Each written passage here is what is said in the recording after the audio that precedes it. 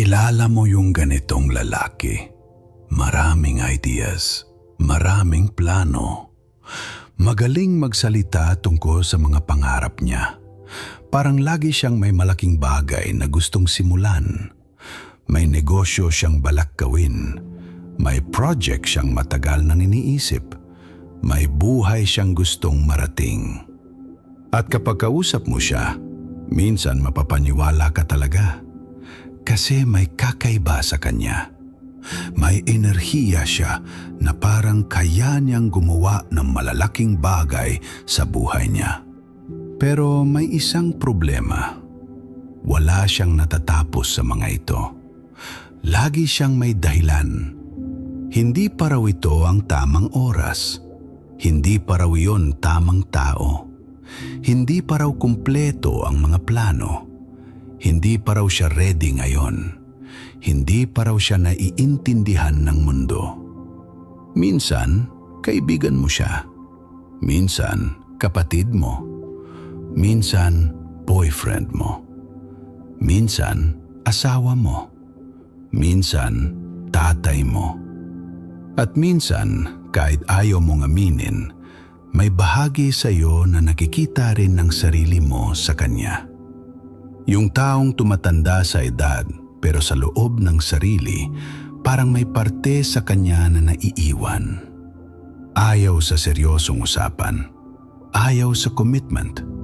Ayaw sa responsibilidad. Laging naghahanap ng kalayaan, pero laging tumatakbo kapag kailangan ng panindigan ng buhay niya. At kung may minahal ka ng ganitong tao, alam mo kung gaano ito nakakapagod mahalin? Kasi sa simula, naniniwala ka pa.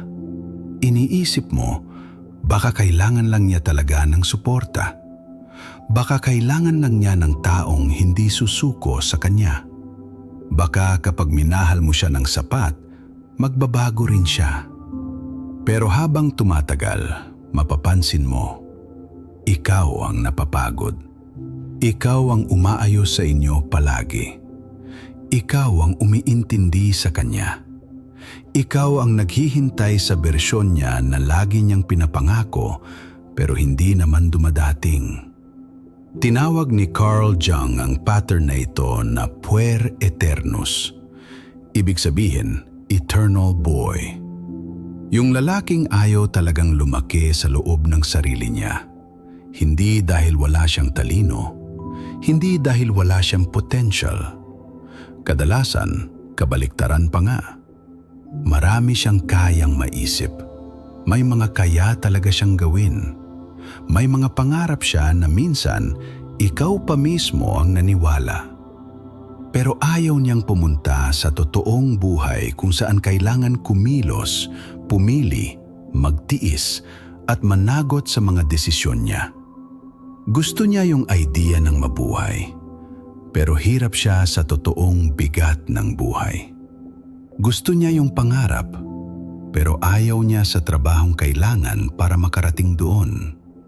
Gusto niya ng pagmamahal, pero ayaw niya ng mga responsibilidad na kasama nito. At dito nagiging delikado ang lahat. Kasi ang ganitong lalaki, hindi lang niya sinasayang ang sariling buhay niya. Madalas, nadadamay rin ng mga taong umaasang magigising siya balang araw. Kaya ang video na ito ay hindi para manghusga. Isipin mo ito na parang salamin. At kung umabot ka hanggang dito, baka may naalala kang tao. O baka may parte sa iyo na napaisip bigla. Tara, pag-usapan natin kung bakit may mga lalaking maraming gustong gawin sa buhay pero parang hindi nila kayang masimulan ng mga ito. Kung may sense sa iyo ang content na ito, pindutin mo ang subscribe button at mag-subscribe sa channel. Maraming salamat sa suporta mo. Ito muna ang kailangan natin maintindihan. Ang puer aeternus ay hindi lang simpleng lalaking tamad. Hindi lang siya magulo. Hindi lang siya walang disiplina. Hindi lang siya taong maraming dahilan sa buhay. mas malalim ito roon. Para kay Jiang, isa itong pattern sa loob ng isang tao. Isang pattern na madalas na pagkakamalang pagiging malikhain, pagiging biglaan magdesisyon o pagiging malaya. Kasi sa simula, nakakaakit talaga siya. Marami siyang naiisip. Madali siyang ma-excite. May energy siya. May pangarap siya. May mga paraan siya magsalita na parang may malaking buhay na naghihintay sa kanya. Kaya minsan, mapapaniwala ka talaga. Parang hindi siya kagaya ng iba. Parang may ibang kaya siyang gawin sa buhay niya. Pero doon nagsisimula ang problema. Kasi madalas hanggang salita lang siya. Hanggang plano lang. Hanggang simula lang. May sisimulan siyang project, pero iiwan niya kapag humirap na. May papasukin siyang trabaho, pero aalis din agad kapag kailangan na ng araw-araw na effort. May mamahalin siyang tao, pero mawawala kapag kailangan na niyang maging tapat at consistent sa taong mamahalin niya. May sasabihin siyang gusto niyang magbago, pero kapag oras na para kumilos, lagi na namang may dahilan. Hindi pa raw niya nahahanap ang tamang direksyon. Pero habang naghihintay siya sa tamang moment, lumilipas din ang buhay niya.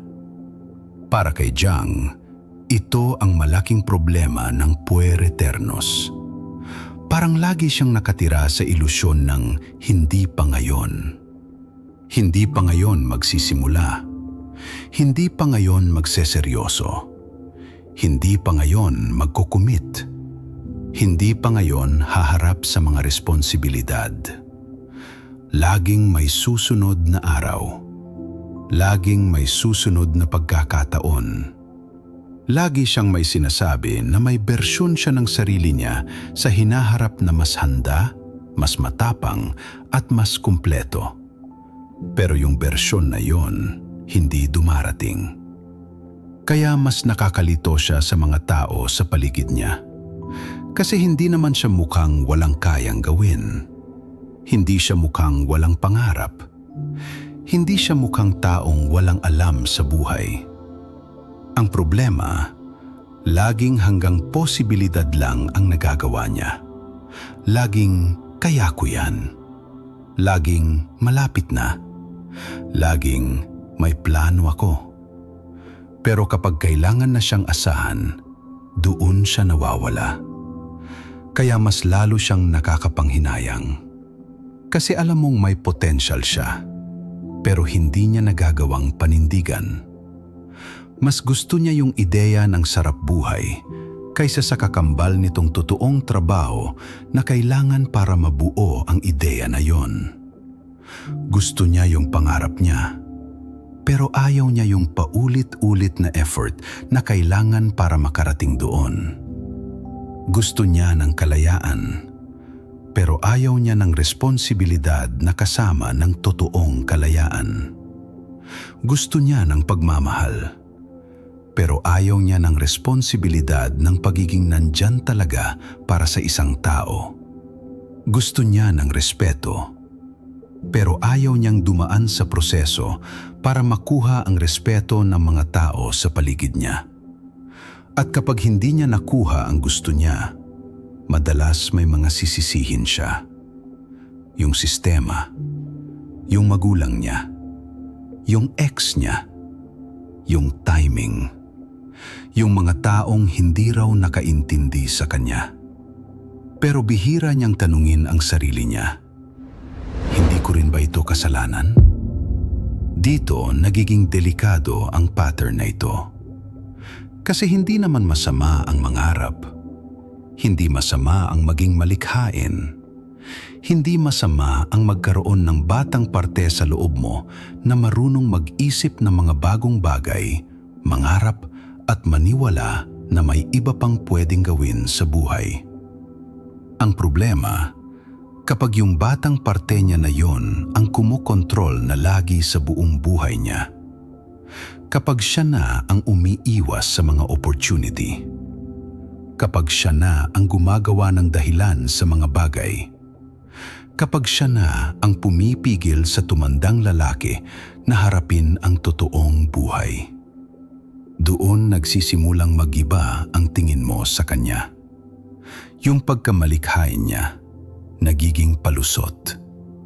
Yung mga pangarap niya, nagiging takas. Yung iba ako sa kanila, nagiging dahilan para hindi niya panindigan ang buhay niya. Hindi siya kulang sa pangarap. Kulang siya sa lakas ng loob gawin ang mga matagal na niyang sinasabi.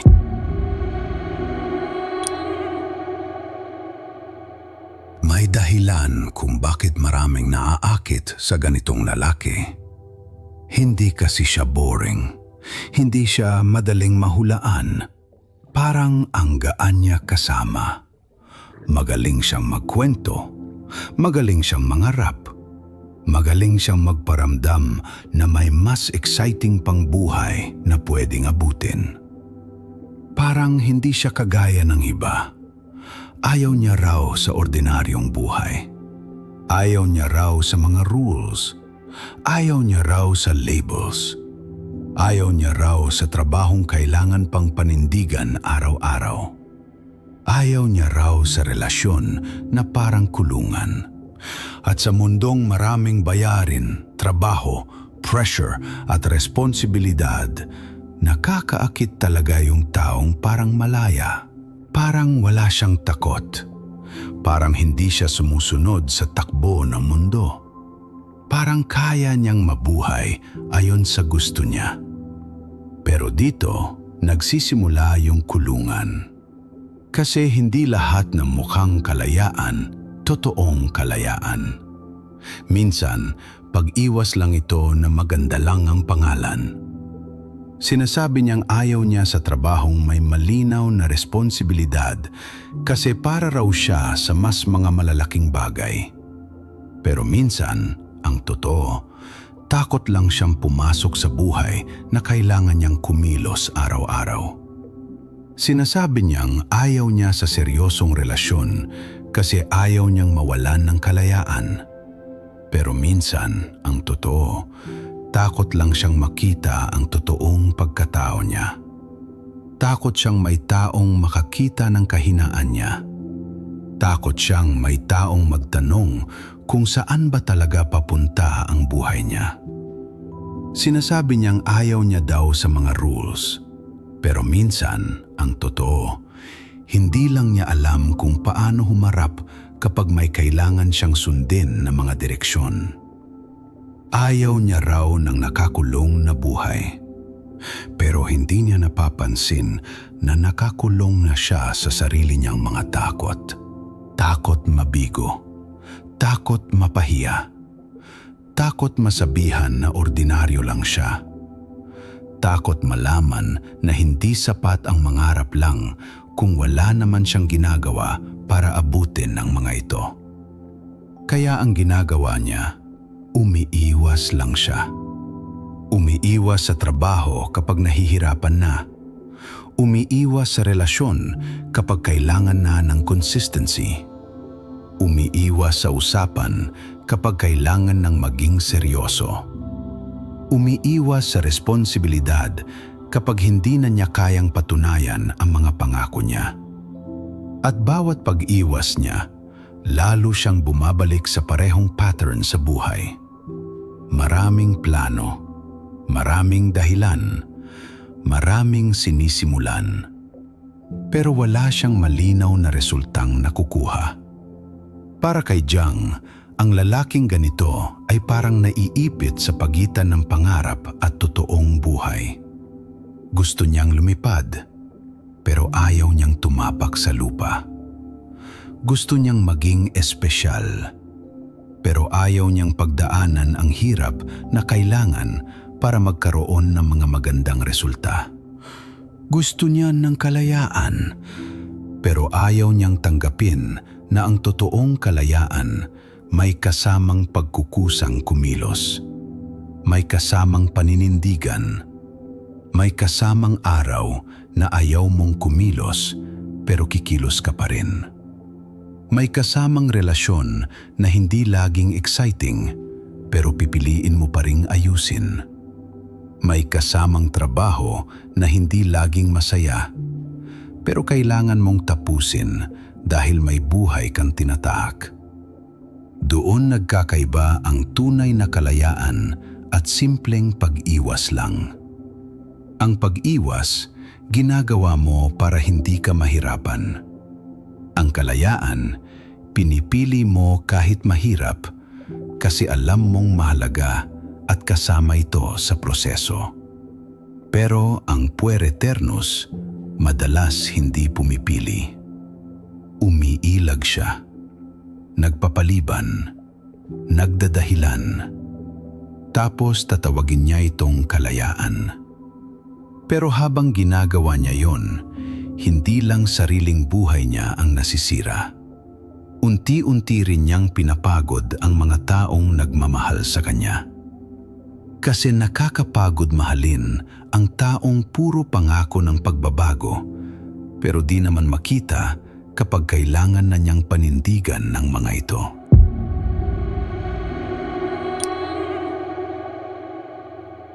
Walang lalaking biglang naging ganito na lang nang walang dahilan.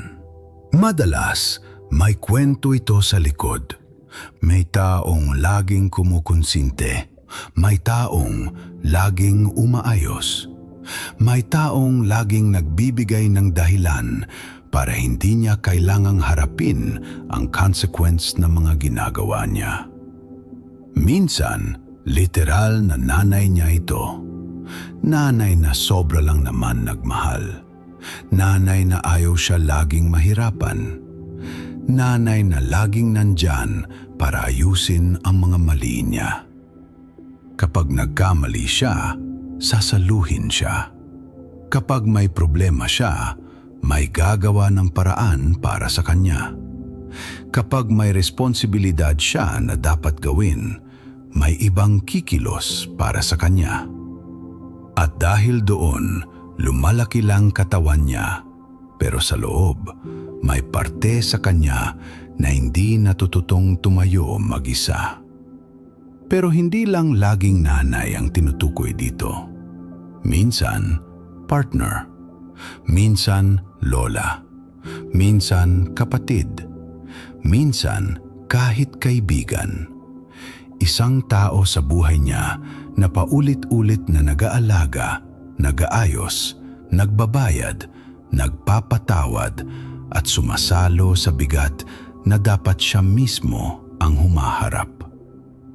Para kay Jang, may tinatawag na archetypal mother. Medyo mabigat pakinggan, pero simple lang. Ito yung imahe ng isang ina sa loob ng isip ng tao. Yung nagbibigay ng alaga, comfort, protection, at pakiramdam na may kakampi ka. Maganda ito kapag tama ang lugar, pero kapag sobra, nagiging delikado. Kasi imbes na tulungan ng lalaki na lumakas, minsan tinuturuan siya nitong manatiling bata sa loob. Hindi niya na kailangang magdesisyon. Hindi niya na kailangang kumilos. Hindi niya na kailangang ayusin ang sarili niyang problema. Kasi may taong gagawa nito para sa kanya. At dito nagsisimula ang masakit na pattern. Kasi hindi partner ang hanap niya, kundi taong bubuhat sa bigat niya. Hindi kasama sa buhay ang hinahanap niya, kundi tagapag-ayos. Hindi pagmamahal na may commitment ang gusto niya. Gusto niya ng taong iintindi sa kanya kahit paulit-ulit siyang hindi tumutupad sa mga pangako niya. Gusto niya ng taong tatanggap sa mga baluktot niyang dahilan. Gusto niya ng taong maghihintay sa kanya habang siya ay hindi pa makapili. Kaya sa relasyon, mabilis siyang ma-in-love. Mabilis siyang humanga. Mabilis niyang isipin na ito na yon. Pero kapag kailangan na ng lalim sa relasyon, linaw at responsibilidad, nag-iiba na siya. Dahan-dahan siyang lumalayo, nagiging magulo, parang nawawala. O minsan, ikaw pa ang sisisihin niya. Kasi ang totoo, hindi niya talaga hinahanap ang isang taong makakasama niya na pantay ang pagtingin sa relasyon. Ang hinahanap niya ay yung taong papalit sa dating umaalalay sa kanya. Isang taong magmamahal sa kanya pero hindi siya hahamunin. Isang taong aalalay pero hindi siya tatanungin kung kailan siya kikilos. Isang taong tatanggap sa kanya pero hindi siya papapanagutin sa mga desisyon niya. At kung ikaw yung taong yon, nakakapagod ito ng sobra. Kasi akala mo tumutulong ka. Akala mo minamahal mo lang siya. Akala mo konting tiis pa, magbabago rin siya. Pero habang ikaw ang laging umaayos, mas lalo niyang hindi natututunan na ayusin ang sarili niya. Habang ikaw ang laging umaako, mas lalo niyang hindi nararamdaman ang bigat ng mga ginagawa niya. Habang ikaw ang laging nagdadala ng relasyon, mas lalo siyang nasasanay na may ibang magdadala ng relasyon para sa kanya. Hindi ibig sabihin masama kang tao. Hindi ibig sabihin mali ang pagmamahal mo. Pero may mga pagkakataong yung alalay na binibigay mo, siya na rin ang nagiging dahilan kung bakit hindi siya lumalaki sa loob ng sarili niya. Para kay Jang, kailangang maputol ang ganitong pattern.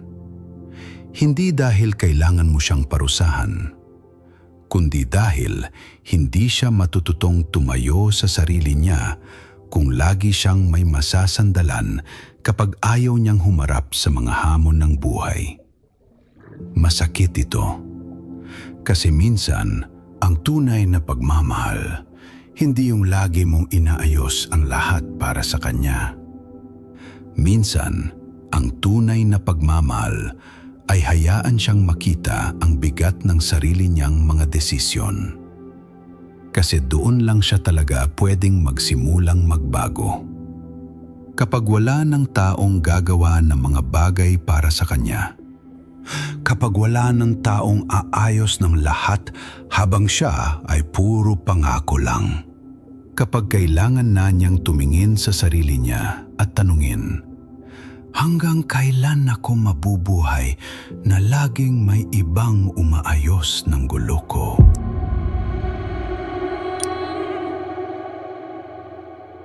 Darating ng punto sa buhay ng ganitong lalaki na hindi na uubra ang mga dahilan niya.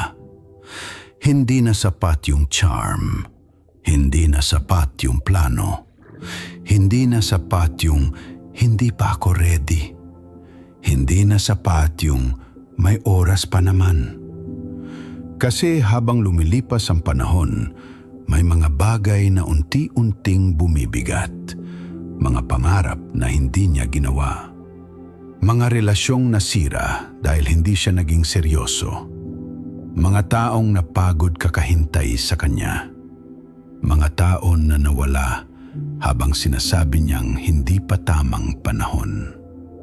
At doon niya kailangang harapin ang tanong, hanggang kailan ako mabubuhay na parang lagi pang may next time?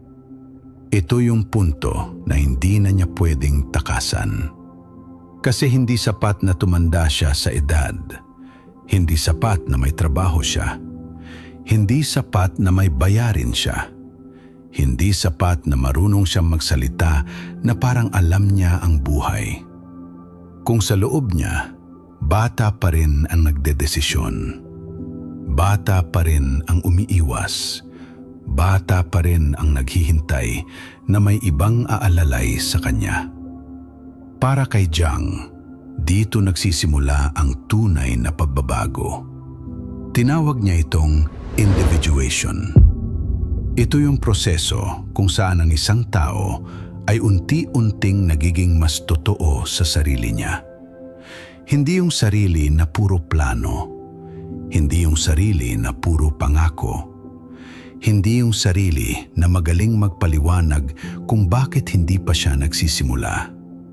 Kundi yung sarili na kaya nang humarap sa buhay kahit hindi madali. At hindi ito komportable. Kasi kailangan niyang bitawan yung ilusyon na isang araw, kusa na lang ayos ang lahat.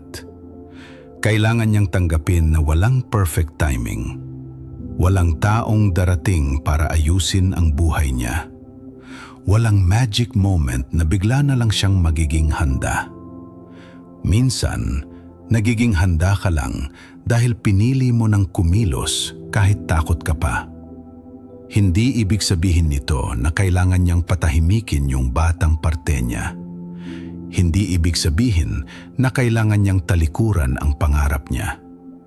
Hindi ibig sabihin na kailangan niyang maging strikto, boring o walang saya. Ang ibig sabihin lang, hindi na niya pwedeng gawing dahilan ang pangarap para umiwas sa pagkilos. Hindi na niya pwedeng gawing dahilan ang kalayaan para takasan ang responsibilidad. Hindi na niya pwedeng gawing dahilan ang takot para sirain ang sariling buhay niya. Doon nagsisimula ang maturity. Hindi sa edad, hindi sa itsura, hindi sa dami ng sinabi niyang gagawin niya, kundi sa kakayahan niyang panindigan ang mga desisyon niya. Gawin ng kailangan kahit hindi siya inspired. Manatili sa usapan kahit mahirap. Humingi ng tawad nang hindi ginagawang kwento ang sarili niya. At sabihin sa sarili, ako ang may kasalanan dito. Ako ang kailangang kumilos. Ako ang kailangang pumili. Dito rin nagbabago ang puer eternos. Hindi nawawala yung batang parte. Nag-iiba lang ang papel niya. Yung imagination niya nagiging direksyon. Yung pangarap niya nagiging kilos. Yung energy niya nagiging lakas para magsimula at magpatuloy sa buhay. Pero ngayon, hindi na siya ang nagpapatakbo ng buong buhay niya. May mas matandang parte na sa loob. Parte na marunong pumili. Parte na marunong managot. Parte na kayang sabihin, hindi ko kailangang maghintay na maging madali bago ko gawin ang tamang desisyon. At dito rin malinaw ang tunay na kalayaan. Ang kalayaan ay hindi yung kaya mong gawin lang lahat ng gusto mo. Hindi ito yung wala kang pinapanagutan. Hindi ito yung lagi kang aalis kapag mahirap na. Ang tunay na kalayaan ay yung may lakas kang piliin ang mahalaga kahit hindi madali. Yung kaya mong gumawa ng buhay na hindi puro pangako, hindi puro plano, hindi puro dahilan, kundi buhay na may kilos, may paninindigan, may direksyon. Kaya kung may naalala kang tao habang pinapanood ito, baka alam mo na kung bakit ka napapagod. At kung nakita mo ang sarili mo sa ilang parte ng video na ito, hindi ito para ipahiya ka. Isipin mo ulit ito na parang salamin, hindi para sirain ka, kundi para ipakita kung ano ang kailangan mo ng harapin. Bago ka umalis, gusto kong itanong sa'yo, aling parte ang pinaka nakarelate sa'yo? Yung puro pangarap pero wala naman ginagawa para maabot ito? Yung kalayaan na pag-iwas lang pala? Yung taong laging may umaalalay? O yung tanong na, hanggang kailan ako maghihintay bago ko panindigan ang buhay ko? I-comment mo sa baba kahit isang salita lang. At kung may kakilala kang kailangan marinig ito, ipadala mo sa kanya ang video na ito. Baka ito yung salamin na matagal na niyang iniiwasan. Kung gusto mo pa ng ganitong klaseng videos, mag-subscribe ka. Sa susunod, pag-uusapan natin kung bakit may mga taong paulit-ulit bumabalik sa sakit na pamilyar kahit may mas maayos na buhay na naghihintay para sa kanila.